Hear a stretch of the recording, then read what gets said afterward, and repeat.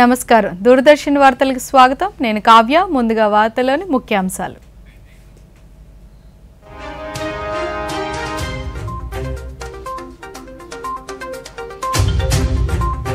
కుప్పంలో ముఖ్యమంత్రి ఎన్ చంద్రబాబు నాయుడు పర్యటన ఈ ఎన్నికతో రాష్ట్ర ప్రజల భవిష్యత్తును తిరగరాయబోతున్నామని వెల్లడి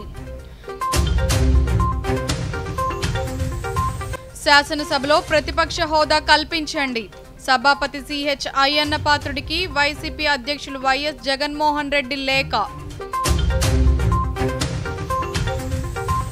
లోక్సభలో ఈ రోజు కొనసాగిన సభ్యుల ప్రమాణం రేపు స్పీకర్ ఎన్నిక స్పీకర్ ఎన్నికపై కొనసాగుతున్న ఉత్కంఠ ఎన్డీఏ తరపున ఓం బిర్లా ఇండీ కూటమి తరపున సురేష్ నామినేషన్ దాఖలు ఎమర్జెన్సీ దేశ ప్రజాస్వామ్యానికి మచ్చ తెచ్చిందన్న పూర్వ ఉపరాష్ట్రపతి ఎం వెంకయ్య నాయుడు ప్రధాని మన్ కీ బాత్ కార్యక్రమం ఈ నెల 30వ తేదీ ఆదివారం ఉదయం 11 గంటలకు తెలుగు అనువాదం వెనువెంటనే దూరదర్శన్ సప్తగిరిలో ప్రసారం ఇక వార్తల్లోని వివరాలు చిత్తూరు జిల్లా కుప్పం నియోజకవర్గంలో ముఖ్యమంత్రి నారా చంద్రబాబు నాయుడు పర్యటిస్తున్నారు.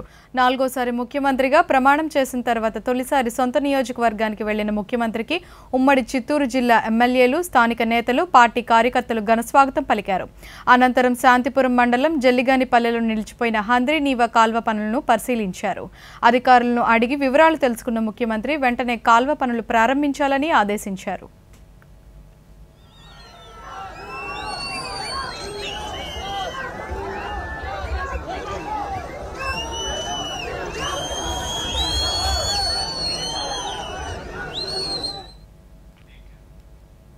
సామాజిక న్యాయానికి తమ ప్రభుత్వం అధిక ప్రాధాన్యతనిస్తోందని ముఖ్యమంత్రి నారా చంద్రబాబు నాయుడు పేర్కొన్నారు. 2 రోజుల కుప్పం పర్యటనలో భాగంగా ఈ రోజు బస్టాండ్ సెంటర్లో ఏర్పాటు చేసిన బహిరంగ సభలో ముఖ్యమంత్రి మాట్లాడుతూ ఇప్పటి వరకు 8 సార్లు గెలిపించిన కుప్పం ప్రజలకు శిరస్సు వంచి పాదాభివందనం చేస్తున్నట్లు చెప్పారు. ఈ ఎన్నికతో రాష్ట్ర ప్రజల భవిష్యత్తును తిరగరాయబోతున్నామన్నారు. వెనుకబడిన ప్రాంతాన్ని అభివృద్ధి చేయటమే లక్ష్యంగా కుప్పంను ఎంచుకున్నట్లు చెప్పారు. నియోజకవర్గాన్ని అన్ని రంగాల్లో అగ్రస్థానంలో నిలిపేందుకు ఈ 5 ఏళ్లు కృషి చేయనున్నట్లు తెలిపారు.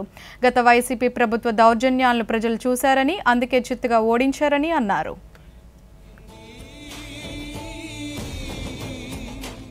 నాకు మళ్ళీ జన్మ అనేది ఉంటే కుప్పం ముద్దు బిడ్డగానే పుడతాను, మీ సేవ కోసమే ఉంటాను.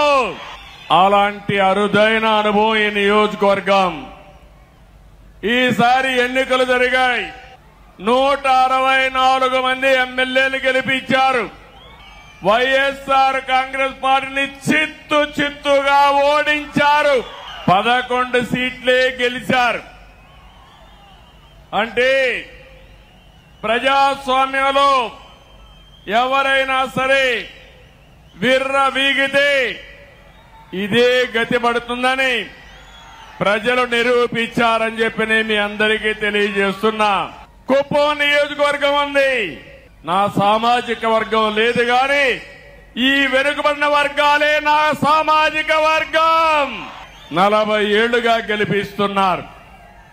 అందుకే రాష్ట్రంలో 8 మంది కేబినెట్ మంత్రులుగా బీసీలను పెట్టాం. ఇది ఒక చరిత్ర. 24 మందికి 8 మంది బీసీలు ఉండడం చరిత్ర అని చెప్పి కూడా నేను మీకు తెలియజేస్తున్నా. ఈరోజు 4వసారి నేను ముఖ్యమంత్రిగా ప్రమాణ స్వీకారం చేశాను. ప్రమాణ స్వీకారం చేస్తానే పోలవరం పోయాను, అమరావతికి వెళ్లాను, అసెంబ్లీ సమావేశాలు పెట్టుకున్నాం, కేబినెట్ సమావేశం పెట్టుకున్నాం. తర్వాత నాకు ప్రత్యక్ష దేవుళ్ళైన కుప్పం దేవుళ్ళని కలవడానికి ఇక్కడికి వచ్చాను. జనసేన పార్టీ సభ్యులకు శాసనసభ వ్యవహారాలపై అవగాహన కార్యక్రమం విజయవాడలో నిర్వహించారు. ఉప ముఖ్యమంత్రి కె పవన్ కళ్యాణ్ క్యాంపు కార్యాలయంలో నిర్వహించిన ఈ సమావేశంలో శాసనసభ వ్యవహారాలు, సభ నియమావళిని ఎమ్మెల్యేలకు వివరించారు.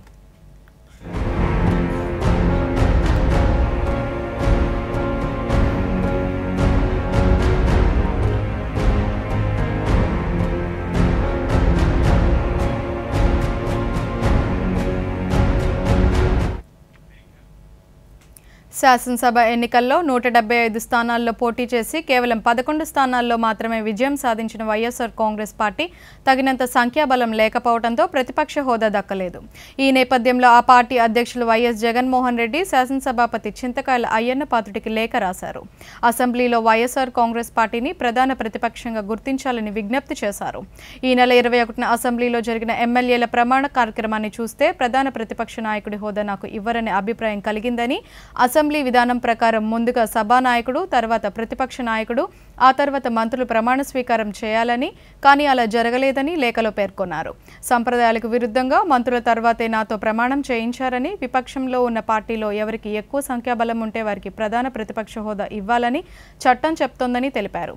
టీడీపీ, జనసేన, బీజేపీ కూటమి ఎన్నికలకు ముందే పొత్తు పెట్టుకుని సంకీర్ణ ప్రభుత్వాన్ని ఏర్పాటు చేయడం వల్ల విపక్షంలో ఉన్న ఏకైక పార్టీ వైఎస్ఆర్ కాంగ్రెస్ పార్టీ మాత్రమేనని పేర్కొన్నారు.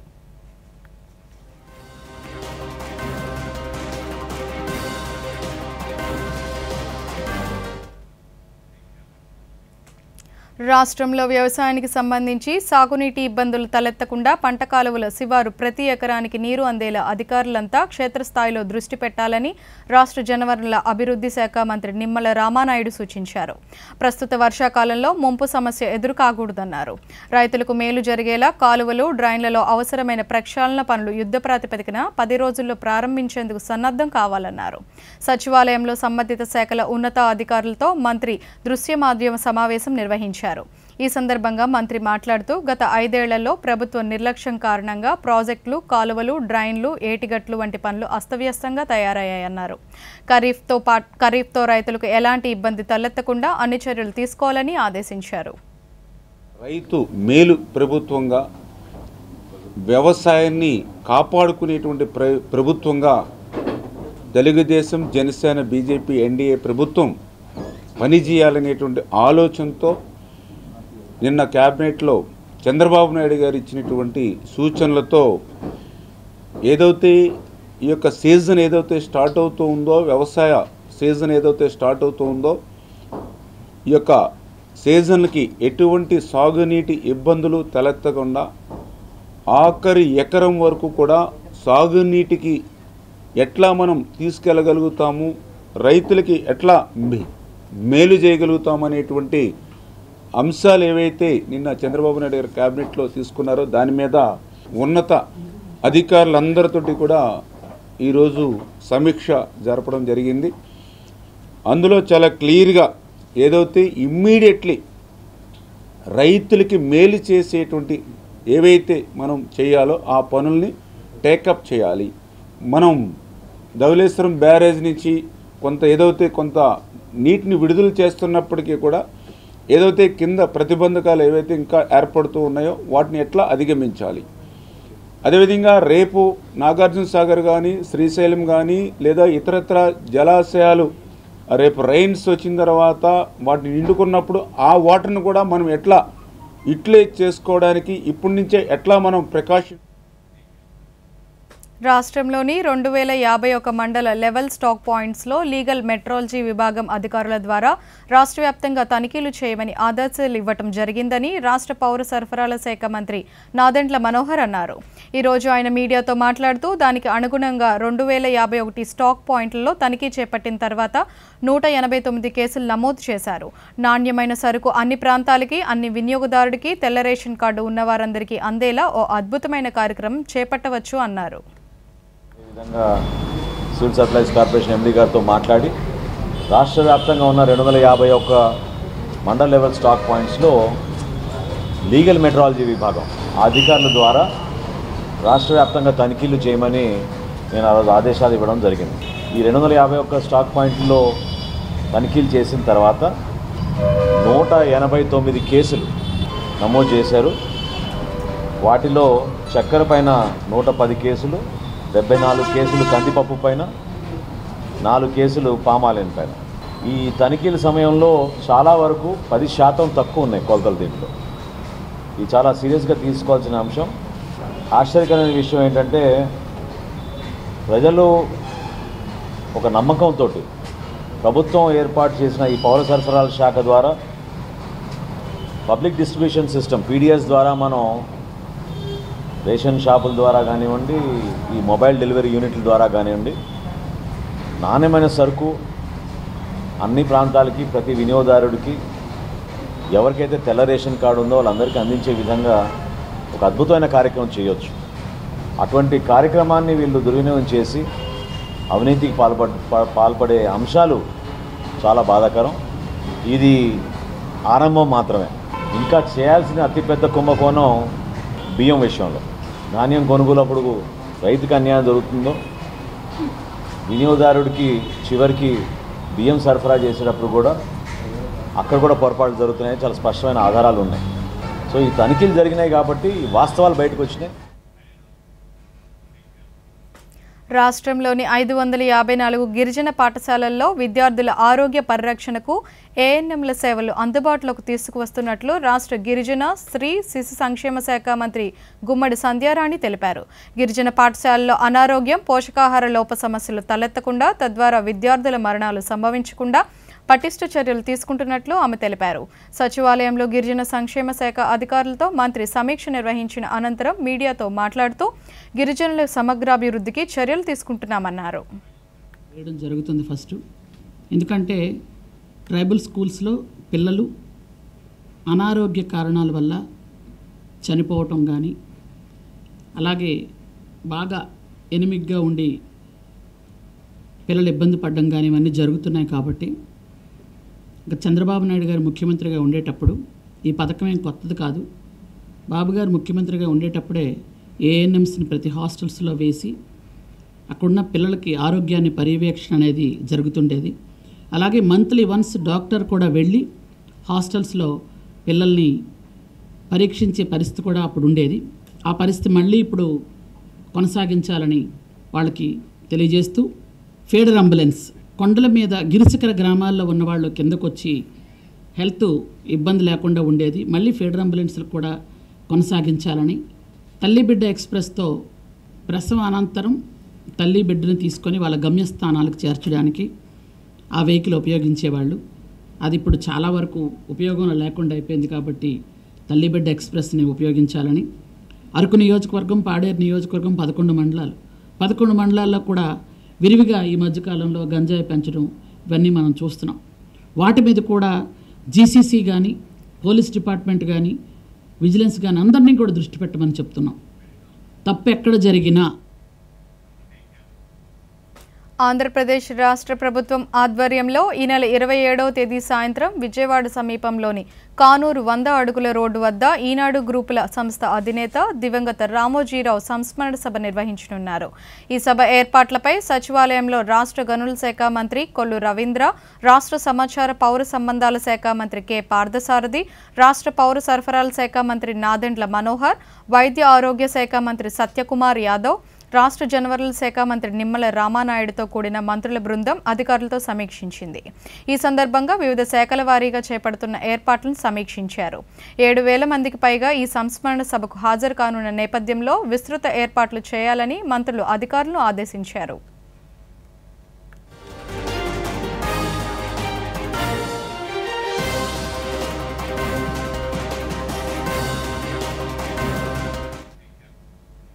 యువతను వ్యవసాయ రంగం వైపు మళ్లించేందుకు అవసరమైన ఆధునిక సాంకేతిక పరిజ్ఞానాన్ని అందించడానికి కసరత్తు చేస్తున్నట్లు ICAR deputy director general doctor Uday Singh Gautam తెలిపారు. ఇప్పటికే వచ్చిన ఆధునిక సాంకేతిక మార్పులతో వ్యవసాయ రంగం లాభదాయకంగా ఉండటంతో సాఫ్ట్వేర్ నిపుణులు, గ్రాడ్యుయేట్స్ కూడా వ్యవసాయ రంగం వైపు అడుగులు వేస్తున్నారని ఆయన పేర్కొన్నారు. తూర్పుగోదావరి జిల్లా రాజమహేంద్రవరంలో ఆయన మీడియాతో మాట్లాడుతూ ఆంధ్రప్రదేశ్, తెలంగాణ, తమిళనాడు, పాండిచ్చేరి పరిధిగా గల కృషి విజ్ఞాన కేంద్రాల 10వ వార్షిక జోనల్ సమీక్ష వర్క్షాప్ స్థానిక సిటీఆర్ఐలో ప్రారంభించినట్లు తెలిపారు. CTRI ICR issued, we are organizing 3-day annual zonal workshop. In 3-day zonal workshop, Telangana, Andhra Pradesh, Tamil Nadu and Pondicherry, total 72 Krishi Vigyan Kendra participating. And you know about the importance of the farmers, so we are planning for the how farmers income double and how farmers establish business in the rural area, how we can develop capacity building program of the farmers, and how involve in the women's and rural youth in agriculture. The government already established 151 custom hiring service. So how that machinery year round utilized by the farmers. వార్తల స్వల్ప విరామం.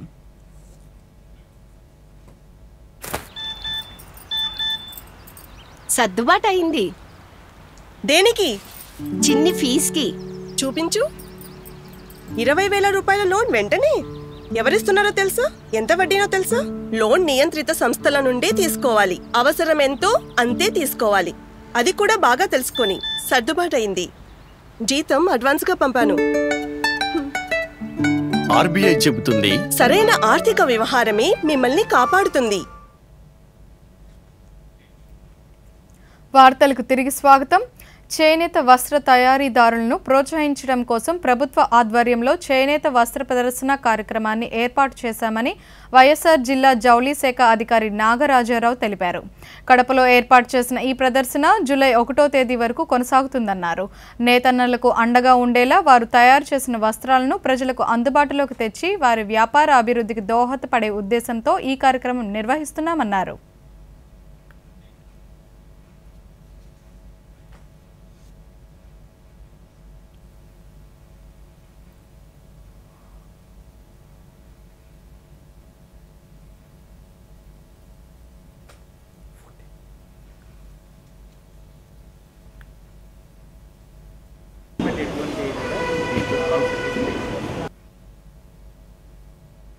చేనేత మరియు జౌళి శాఖ తరపున ఈ రోజున మేము ఈ వస్త్ర ప్రదర్శన అనేటువంటిది చేనేత కార్మికులు జిల్లాలో తయారు చేసినటువంటి వస్త్రాలను మరియు ఇతర ప్రాంతాల నుంచి తెప్పించినటువంటి వెంకటగిరి, గద్వాల, అట్లానే ధర్మవరం, పోచంపల్లి నుంచి తెప్పించినటువంటి శారీస్ను కూడా ఇక్కడ మేము వస్త్ర ప్రదర్శనలో మేము పెట్టి మేము కేవలం గవర్నమెంట్ స్పాన్సర్షిప్ కాకుండా కార్మికులు తయారు చేసినటువంటి ఉత్పత్తుల్ని వారే అమ్ముకోవడం కోసంగా ఈ సంతలాగా ఈ కడప జిల్లాలో మేము ఈ కార్యక్రమాన్ని commissioner for handlooms and textiles వారి ఆదేశాలను అనుసరించి ఈ కార్యక్రమాన్ని మేము ఈ ఎగ్జిబిషన్ని మేము ఈ రోజు నుంచి ప్రారంభించాము.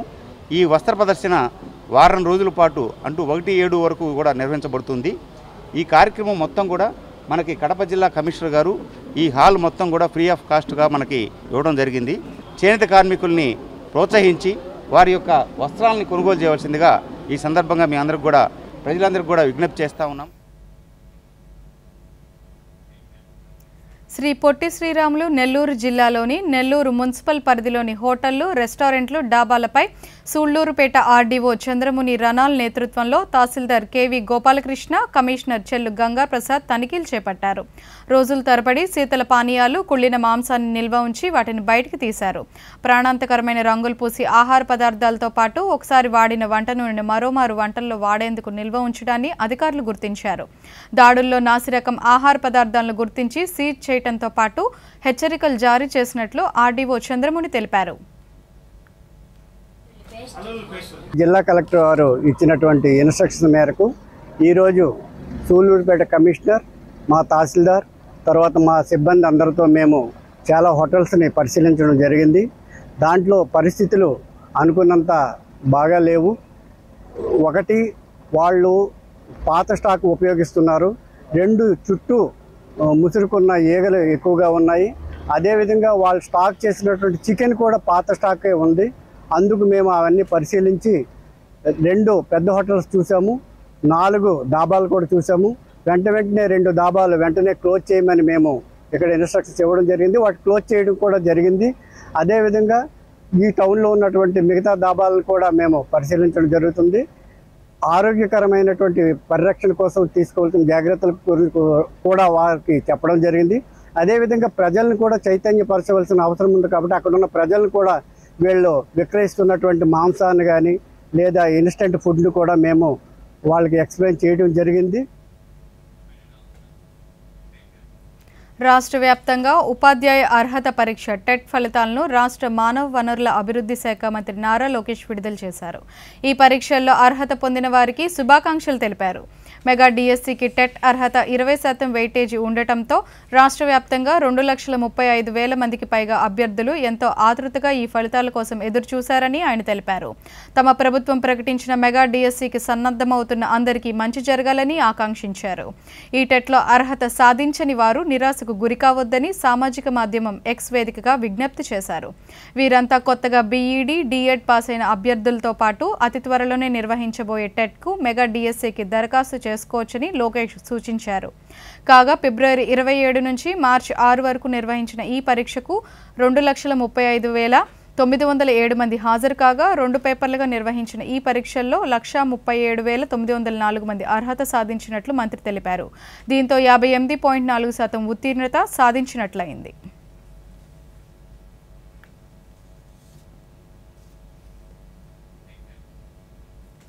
లోక్సభ స్పీకర్ పదవికి ప్రతిపక్షం పోటీ చేయటం, సృష్టించటం మంచి సాంప్రదాయం కాదని కేంద్ర పౌర విమానయాన శాఖ మంత్రి కింజరాపు రామ్మోహన్ నాయుడు అన్నారు. పార్లమెంటు వెలుపల ఆయన మాట్లాడుతూ స్పీకర్ విషయంలో కేంద్ర పెద్దలు చేసిన ప్రయత్నాలన్నింటినీ కాంగ్రెస్ విస్మరించిందని పేర్కొన్నారు. స్పీకర్ విషయంలో ప్రతిపక్షాల తీరు ఆపేక్షణీయమన్నారు. సభా సాంప్రదాయాలను కాంగ్రెస్ విస్మరించి వ్యవహరించిందని తెలిపారు. पहले भी देखिए, स्पीकर सारे दलों का होता है, ये गवर्नमेंट का या विपक्ष का नहीं होता। तो सारे दल को एकजुट होकर एक कंसेंसस के साथ उनको प्रपोज करना चाहिए। उसी सोच के साथ हमने ओम बिरला जी को रखा और राजनाथ जी में भी ओपोजिशन को रीच आउट किया, उनके साथ बात हुई कि आप सपोर्ट कीजिएगा।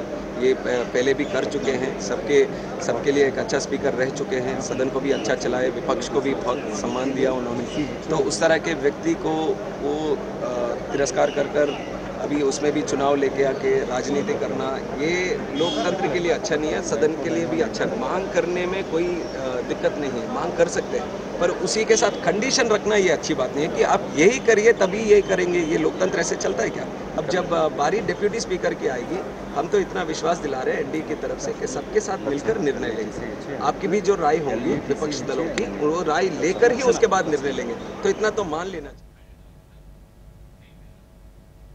లోక్సభ సమావేశాలు రెండో రోజు ప్రారంభం కాగానే మిగిలిన సభ్యులతో ప్రోటెం స్పీకర్ భర్తృహరి మహతాబ్ సభ్యులతో ప్రమాణం చేయించారు. తొలి రోజు 262 మంది ప్రమాణం చేయగా మిగిలిన సభ్యులు ఈ రోజు ప్రమాణం చేశారు. రేపు స్పీకర్ ఎన్నిక నిర్వహిస్తారు. కాగా 27వ తేదీ ఉభయ సభలను ఉద్దేశించి రాష్ట్రపతి ద్రౌపది ముర్ము ప్రసంగిస్తారు. 18వ లోక్సభ స్పీకర్ ఎవరనే అంశంపై ఉత్కంఠ కొనసాగుతూనే ఉంది.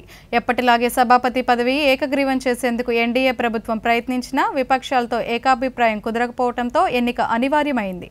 డిప్యూటీ స్పీకర్ పదవి దక్కకపోవడంతో సభాపతి స్థానానికి ఇండీ కూటమి పోటీ పడుతోంది. ఈ స్థానం కోసం ఎన్డీఏ తరపున ఓం బిర్లా నామినేషన్ దాఖలు చేయగా ఇండీ కూటమి నుంచి కాంగ్రెస్ ఎంపీ కె సురేష్ బరిలో నిలిచారు.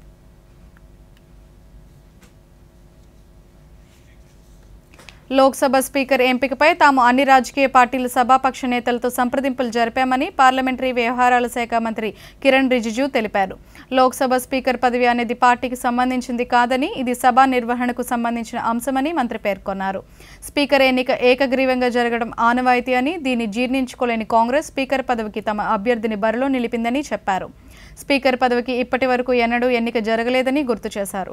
తమకు డిప్యూటీ స్పీకర్ పదవి కేటాయిస్తే తాము ఎన్డీఏ స్పీకర్ అభ్యర్థికి మద్దతు ప్రకటిస్తామని కాంగ్రెస్ షరతు విధించిందని చెప్పారు. షరతుల ఆధారంగా ప్రజాస్వామ్యం నడవదని స్పష్టం చేశారు. और जब बात किया, कांग्रेस के नेता आए थे और माननीय गृह मंत्री अमित शाह जी और एनडीए के सारे लीडर्स हम लोग सब थे वहाँ। कांग्रेस के नेता ने आकर के कंडीशन लगाया कि अब डिप्टी स्पीकर पोस्ट देने से तब हम स्पीकर को समर्थन करेंगे। तो ये जो आदान प्रदान करके ये पद ये पार्टी ले लो, वो पद ये पार्टी, ऐसा स्पीकर और डिप्टी स्पीकर को नहीं कर सकते। ప్రధానమంత్రి నరేంద్ర మోదీ ఈరోజు భారత పూర్వ ఉపరాష్ట్రపతి ముప్పవరపు వెంకయ్యనాయుడుతో సమావేశమయ్యారు. కొత్త ఢిల్లీలోని త్యాగరాజ్ మార్గ్లో వెంకయ్యనాయుడు నివాసానికి వెళ్లారు. భారత ప్రధానిగా మూడోసారి బాధ్యతలు చేపట్టిన నరేంద్ర మోదీకి ఈ సందర్భంగా ఆయన హృదయపూర్వక అభినందనలు తెలియజేశారు. దేశ ప్రయోజనాలకు సంబంధించి వివిధ అంశాలపై అభిప్రాయాలను పరస్పరం పంచుకున్నారు. నరేంద్ర మోదీ నాయకత్వంలో రాబోయే సంవత్సరాల్లో భారత్ మరింత ప్రకాశిస్తుందని, సరికొత్త శిఖరాలకు చేరుతుందని ఆశిస్తున్నట్లు వెంకయ్యనాయుడు సామాజిక మాధ్యమం ఎక్స్ వేదికగా పేర్కొన్నారు. దేశంలో ఎమర్జెన్సీ విధించి ఈ రోజు నాటికి 49 ఏళ్లు పూర్తయింది. ఈ సందర్భంగా ప్రధానమంత్రి నరేంద్ర మోదీ సామాజిక మాధ్యమం ఎక్స్ వేదికగా సుదీర్ఘ పోస్టులు పెట్టారు. రాజ్యాంగాన్ని మార్చేందుకు బీజేపీ ప్రయత్నిస్తోందంటూ కాంగ్రెస్ చేస్తున్న ఆరోపణలు ప్రధాని గట్టిగా బదులిచ్చారు. రాజ్యాంగాన్ని తుంగలో తొక్కి దేశాన్ని జైల్లో పెట్టింది వారేనని మోదీ పేర్కొన్నారు. ఎమర్జెన్సీని ఎదిరించిన మహనీయులందరికీ నివాళులు అర్పించే రోజు ఇదని, ప్రజల ప్రాథమిక స్వేచ్ఛను కాంగ్రెస్ ఎలా అణగదొక్కిందో, ప్రతి భారతీయ పౌరుడు గౌరవించే దేశ రాజ్యాంగాన్ని ఎలా తుంగలో తొక్కారో నాటి చీకటి రోజులే మనకి గుర్తు చేస్తాయన్నారు. కేవలం అధికారాన్ని కాపాడుకోవటం కోసం అప్పటి కాంగ్రెస్ ప్రభుత్వం ప్రజాస్వామ్య విధానాలను విస్మరించి దేశం మొత్తాన్ని జైల్లో పెట్టిందని పేర్కొన్నారు. ఆ పార్టీని వ్యతిరేకించిన వారిని హింసించారని, బడుగు బలహీన వర్గాలను లక్ష్యంగా చేసుకుని దారుణమైన విధానాలను అమల్లోకి తెచ్చారని మోదీ పేర్కొన్నారు. ఎమర్జెన్సీ విధించిన వారికి రాజ్యాంగంపై తమ ప్రేమను చాటుకునే నైతిక హక్కు లేదని, ఎమర్జెన్సీ విధించిన పార్టీయే లెక్కలేనన్ని సందర్భాల్లో ఆర్టికల్ 356ను విధించిందని పేర్కొన్నారు.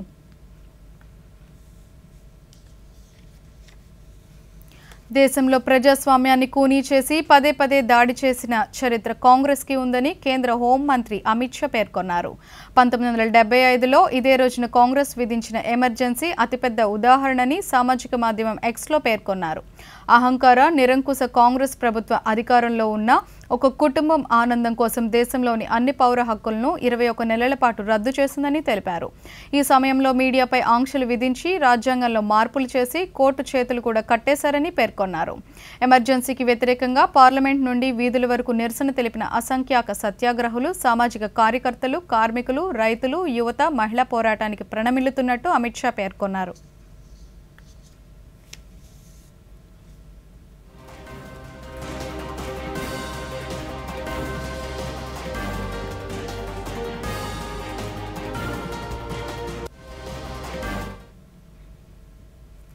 ఎమర్జెన్సీ దేశ ప్రజాస్వామ్యానికి మచ్చ తెచ్చిందని, ఎమర్జెన్సీ అంటే ఏమిటో ఎలా విధించారో పాఠ్యపుస్తకాల్లో విద్యార్థులందరికీ పాఠం ఉండాలని పూర్వ ఉపరాష్ట్రపతి ముప్పవరపు వెంకయ్యనాయుడు అన్నారు.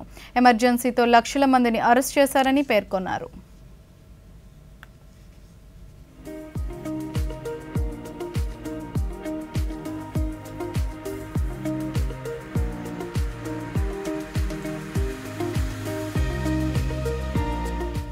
हमारा देश में एक लोकतंत्र का कलंक ये आपातकाल में हुआ है. That's why I feel that there should be a lesson in the textbooks for all the students of the schools and colleges about what is emergency, why it was imposed, how it was imposed. July 1 నుంచి అమల్లోకి రానున్న 3 నూతన నేర న్యాయ చట్టాలు భారతీయ న్యాయ సంహిత, భారతీయ నాగరిక సురక్షా సంహిత, భారతీయ సాక్ష్య అధినియంను సమర్థంగా అమలు చేసేందుకు కేంద్రం చర్యలు తీసుకుంది. ఈ 3 నేర న్యాయ చట్టాల గురించి తెలుసుకోవడానికి వీలుగా కేంద్ర ప్రభుత్వం మొబైల్ యాప్ని అందుబాటులోకి తీసుకువచ్చింది. కొత్త క్రిమినల్ చట్టాలను తెలుసుకోవడానికి ప్లే స్టోర్ లేదా యాప్ స్టోర్ నుండి NCRB Sankalan of crime laws mobile యాప్ని డౌన్లోడ్ చేసుకోవాల్సి ఉంటుంది. ఈ యాప్తో నూతన నేర న్యాయ చట్టాల గురించి పూర్తి సమాచారాన్ని పొందవచ్చు. ఎన్సీఆర్బీ సంకలన్ ఆఫ్ క్రిమినల్ లాస్ను కేంద్రం ప్రారంభించింది. ఈ యాప్ భారతీయ న్యాయ సంహిత, భారతీయ నాగరిక సురక్షా సంహిత, భారతీయ సాక్ష్య అధినియం, నూతన నేర న్యాయ చట్టాల సంకలనం. ఈ చట్టాలపై అవగాహన పెంపొందించడంలో ఈ యాప్ సాధారణ ప్రజలకు, న్యాయవాదులకు, న్యాయస్థానాల సిబ్బందికి, న్యాయ విద్యార్థులకు, అలాగే పోలీస్ అధికారులకు ఉపయోగపడుతుంది. నూతన నేర న్యాయ చట్టాల పూర్తి సమాచారాన్ని అందించే సమగ్ర మార్గనిర్దేశకంగా ఈ యాప్ పనిచేస్తుంది. పాత, నూతన చట్టాల మధ్య విభాగాల వారీగా పోలిక కోసం సంబంధిత చార్ట్ను అందిస్తుంది. ఆఫ్లైన్ మోడ్లో కూడా పనిచేసేలా యాప్ని రూపొందించారు. కొత్త చట్టాలను సమర్థవంతంగా తెలుసుకోవడానికి ఇది ఎంతగానో ఉపయోగపడుతుంది.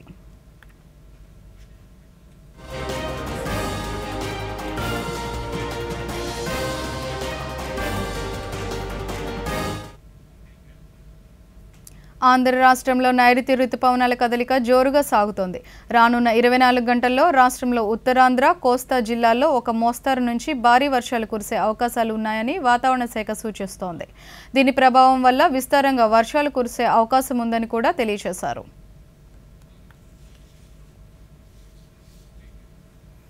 వార్తలు ఇంతటితో సమాప్తం. నమస్కారం.